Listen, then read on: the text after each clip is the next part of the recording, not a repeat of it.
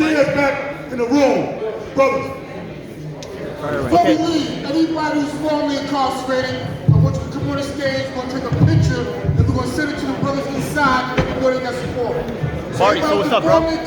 Yeah, so we're here at a protest against the killing of Robert Brooks. This is the black community, it's a black church. They're trying best to have a tempered response and not use swear words. There's a lot of that, but there's a lot of anger in the community here. Most of the speakers, practically all of them, had been incarcerated, so they were speaking from their own direct experience. I think what we're seeing is just shocking what the conditions are. What would you do as public advocate? What would you do to make sure that incidents like this don't happen again? Well, I think what you're seeing in New York City generally is just a complete lack of standards. So you have a lack of standards on the subway, you have a lack of standards in the police, a lack of standards in the schools, lack of standards in public housing.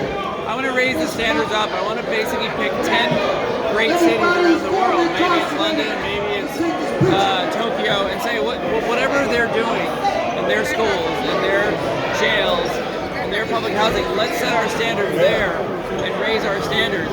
So I think what you've seen here in this specific incident is you must not have had the right training, you must have had a terrible culture.